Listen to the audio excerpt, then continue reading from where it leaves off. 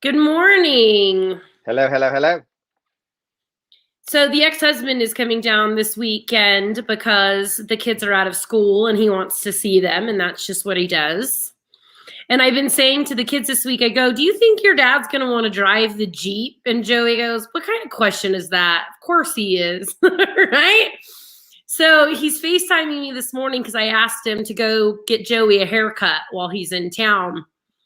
And I said, "Hey, are you going to want to drive the Jeep?" "Well, if you're going to be working." I'm like, "Sure, bud, you can drive it." Nobody ever said that about my Escort or Subaru. No. Nobody, No. nobody was ever like, "Hey, if you're at work, can I mosh around in your Escort?" What is that? No But one.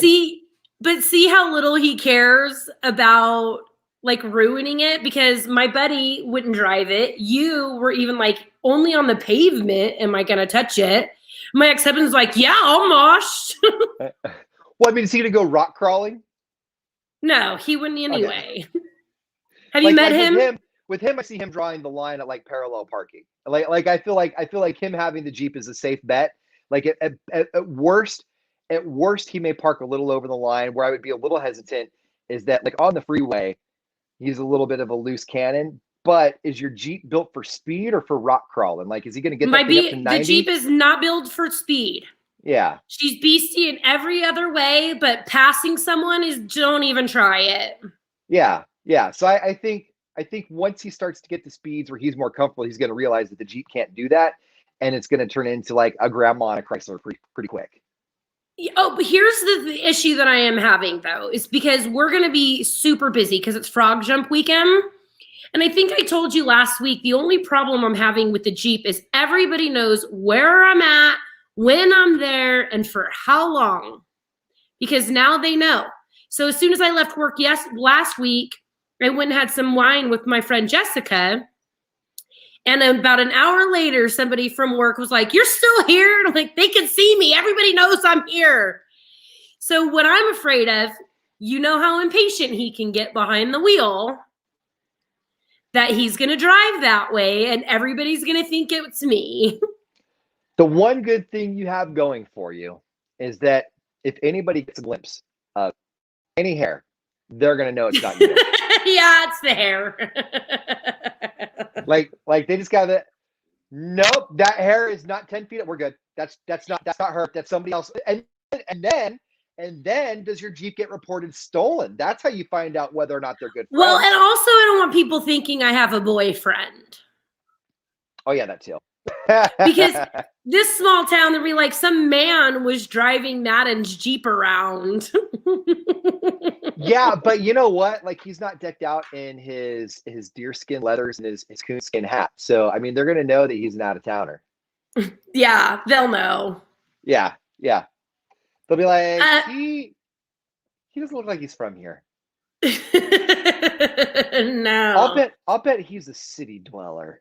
Yeah, I'll but bet he gets his picante sauce out of a glass jar from the grocery store. that pace. He gets that pace. New York He City. he uses barbecue sauce on his steak. Oh, oh no, all he has to do is say, "I'm vegan," and everybody will know he's not from around here.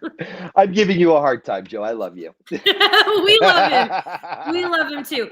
So we were talking about food since we're going on the vegan thing. On the way to school today, Layla was talking about wanting to eat rice balls because watches a bunch of anime. And Joey was like, she wants all this Japanese food because she watches anime. And I said, "Do you want fish with the heads on?" He goes, "That's Chinese. They're not the same." Sorry, buddy. Sorry, buddy. And you're right. Chinese and Japanese are not the same. But you know what you should do? My youngest is also into anime. Take her to Japantown in San Francisco. She would love that. I mean, honestly, do a tour. I don't know. I would say Japantown though. I was gonna go So to Japantown, but will Jack sample foods? Is he picky or will he eat like things? no, he's picky. He's into anime only when it comes to the food. My children, Oh, okay. My daughter has like a million top ramen bowls and stuff, but I got like 30 on Amazon. You can get like a sample Japanese snack bundle. Oh, that's cool. And I got her them, and she got through about 15 before she's like, I don't know if I want to go any further. Like not in one day, like kept trying them. And now she's like, everything has sesame seeds or something on it. Maybe this isn't all I thought it was cracked up to be. Okay, so we were talking about food. So we read a story that Chick-fil-A is going through a sauce shortage, probably going along with that TP shortage. Chick-fil-A is going through a shortage. This is just something we read. If you get 30 nuggets, you get 3 sauces. If you get an entree, you get 1 sauce. So anyways, they're smacking people down with the sauces. So you were the guy at the BK Lounge that had to put a note up that's like, any extra sauce is 50 cents or whatever. We charged 25 cents a sauce packet back in 1999. And the reason is because like the sauces are the most expensive. Like if you ever, I was running restaurants. Really? Right? I was running Burger Kings, and the sauces were the most expensive and the most freely given out. And at the end of the month, we had to meet a certain quota, and the sauces pushed us over that quota every time. Really? Mm-hmm. Because every time if they don't give me enough sauce, I get pissed off. Like I just paid $18 and you can't give me another ranch. Right. But I didn't know that. And I've said to one guy before, "Are you Ronald? Put another barbecue in there." And there's been a couple times where they're like, "That's going to be another 26 cents." Yeah. No, we had to put up signs. The first sign that I put up, I actually got in trouble by my district manager at the time, because I put up a sign that said, due to high demand, extra sauce packets will be 25 cents. Sorry for the inconvenience. And I remember Shelly came in and she goes, "Why did you put sorry for the inconvenience? It's free food. And we're just saying it's not free anymore. We're not inconveniencing them. We're asking them to pay a fair price for something that they shouldn't be getting for free anyway." And I was like, I'm just trying to be polite, you know? So what is it? It's got to be the packaging. Because ketchup and stuff doesn't cost that much. It's got to be the little packets it's coming in that cost so much. It's the packaging. It's how you get it. Like when you get ketchup packets to fill up, I mean, you get a whole box with little ketchup packets all crammed in there. When you buy sauce packets from your food provider, you just get a little tiny box, and there's just little flats in there. 1, 2, 3. I think it was like 30 packets of flat, and there's like 3-4 flats. So 90, 120 packages per box. And you got people coming in, grabbing 3 and 4 ranches per item. And before you know it, you've gone through a whole box in less than an hour. And that whole box cost you like $5-6. And you're doing that 8, 9, 10 times a day. So when we were talking about it, we were talking about Chick-fil-A and how I said something about Chick-fil-A and somebody wrote me and was like, "It's about the sauces." And I said, that's still not worth a 3-hour wait in a drive-through line for me. Sauces. And so we got off on a tangent of what would you wait in line for? Because I waited for that Popeye's chicken sandwich twice. Once for myself and once for you, and then I couldn't hang in there for you. They wanted me to wait another hour after I'd already waited 45 minutes. And that's where we see where your priorities really lie. Like this is where we get a clear view of who Madden really is. Is she a ride or die or a good friend? I mean, will she wait for an hour for a chicken sandwich? Probably not. So you make your own call. It took you like another 3 weeks to finally be able to go and get one because the lines were so long. But you love that. I love that chicken sandwich. You love that chicken sandwich. I was willing to wait for it. What is it? What food are you willing to wait? You don't care that the line is taking forever. What food are you willing to wait in the line for? Okay, so on the lines of the chicken sandwich, I will get at Popeyes at 10:05 and get one. That's the only time I'll get one. Otherwise, when it comes to waiting, if I have to wait forever, there is a restaurant in San Francisco called the Castro Fountain, and they do homemade ice cream, homemade brownies, and this butterscotch drink. There's a line all the time, and I will stand in that dirty line. To me. Oh, the line is dirty. All of it is dirty. And when I'm done and when I get that food, I'm practically making out with it. How long have you waited in line for that? 45 minutes for like, but that's not adding the drive to San Francisco. Right. No, you don't factor that in. Okay, so I guess for a hot butterscotch with a roasted marshmallow topping instead of whipped cream, and their homemade vanilla bean ice cream with their on-site made brownies, I invest anywhere between 5 and 6 hours when you factor in driving, traffic, etc. Wow. Okay. You know what? 3 or 4. Okay. Hey, I'm not mad at it. You know, I'll travel for food all day. I love Yeah, I mean, traveling you for went to food. Sonora for a cheeseburger at Carl's Jr. the other day. Yeah, I wanted a cheeseburger for breakfast. And I Yeah, drove to Sonora. It took me 45 minutes to get there. yeah. You can't get a cheeseburger up here for breakfast. The closest fast food to me is Angel's Camp, which is McDonald's, and they don't serve lunch until 10:30. They do have a new spicy chicken sandwich, though. I have been going on a spicy chicken sandwich kick So lately. now you're like on a spicy chicken sandwich tour. So the Popeyes chicken sandwich is in my opinion the best one. For 5 me, stars. my favorite second one is the Wendy's spicy chicken sandwich. I have not had that one yet.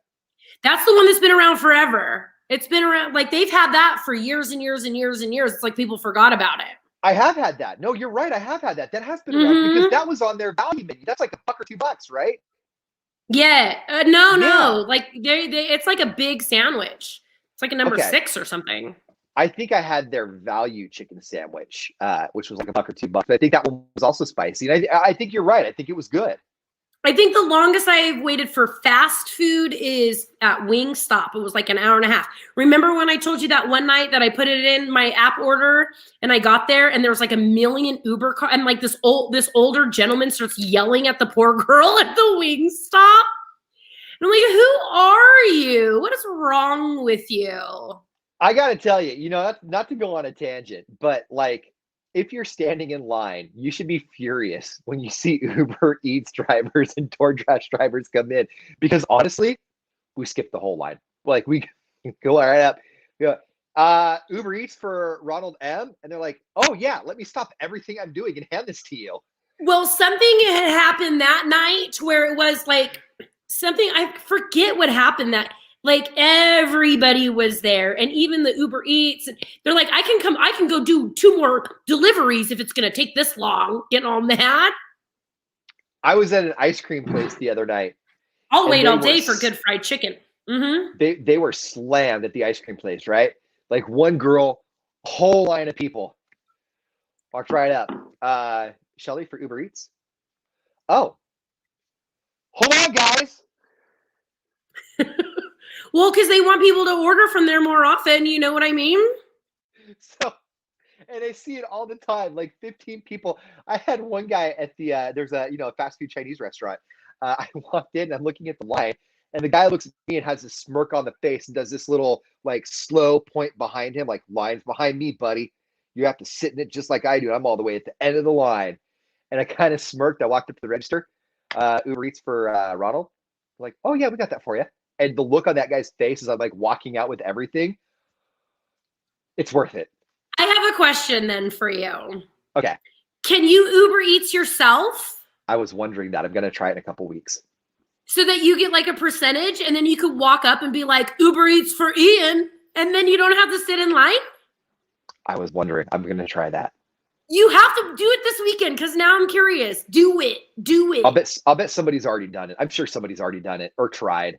I could probably Google it, but I think I just want to try it on my own without knowing. You should, or have your friend order it from you and be like, Uber Eats for blank, and then you can get it for you guys. You know what I mean?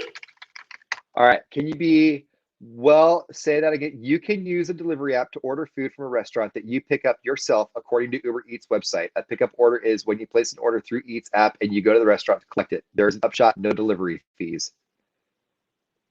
Here's what is ironic to me.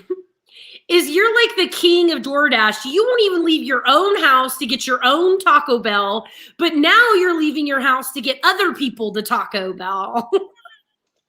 Yeah, because I realize there's people out there just as insane as I am that live a mile away. That live a mile away from the restaurant. I did Instacart one time, and here's why I never did it again. I Instacart. Well, I had to do it because I had been drinking and I wanted some wine. The girl goes to the Save Mart, gets the stuff I need, brings it back, and I find out she lives like next door to me. And I could have went to the same and did all of that myself in the same amount of time and not paid somebody to do it. She literally lives in my same exact apartment complex when I lived in Ribbon, and went to the Save Mart and came. She's like, I live like right next door. I'm like, oh my God, I'm so embarrassed. It's actually like it's a really neat side gig, because like I'll just be cleaning house. I'll turn it on and I'll just be cleaning house. The kids will be at school and I'll be organizing, and like 11:30, 12 o'clock, or ding. I'll be like, all right, I'll do that. When Joe lived in Oregon, I did a lot of Uber Eats. And it's A, they have a ton of great food around there. And B, like driving around in the city gives me anxiety.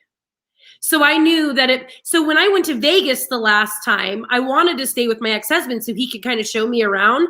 And that's when I had to get over that anxiety of going to new places by myself in a big city and put it in the GPS and just pay attention to what's going on the road and go myself.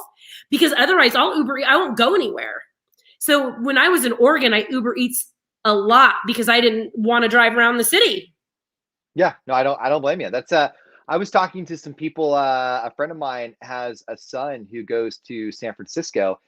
He's a Door Dasher, and she says he does it just a couple of times a month when he goes to visit friends. But he'll turn it on when he's in the city, and then he'll walk or ride a bike everywhere to do it. Oh, yeah. That's cool. Yeah, so there's I didn't Uber Eats because the food in Vegas is so delicious that I didn't, and it's the experience of Vegas, so I had to just get over that fear and just go and do it. I might go to Vegas again in July. It's gonna be hot, but I'm trying to get on the Allegiant Stadium on the field. So if I get passes to get on, that's where the Raiders play. Are you gonna go to the nightclub in the end zone? No. If you get on Allegiant Field, you have to at least go to the nightclub once. I will, and I'll take a picture on it.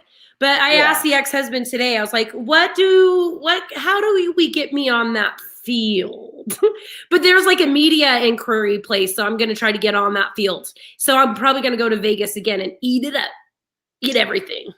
You should when you get on the field, you should be like, hey, when I'm done, how do I get back? Do I got to go back over the Golden Gate Bridge or the Bay Bridge? Do I go through Berkeley, or do I go like maybe San Ramon, or how do I do this? Do I go on the other side? Oh, we're in Vegas, not Oakland anymore. You know what? That's hilarious. I'm gonna do that. That's hilarious, actually. Because everyone down there will be like, yeah, thanks for the team. It only hurts our friends in Northern California.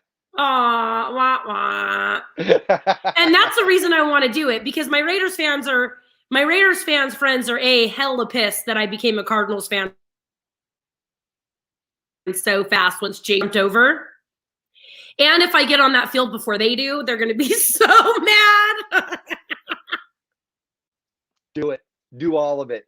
Do all of it. Oh, when you get on the field, to all of your like NorCal Raiders friends who are bummed that they moved to Vegas, when you get on the field, be like, whoa, I understand why they moved. This is really nice, guys. Like this is a really good spot for them.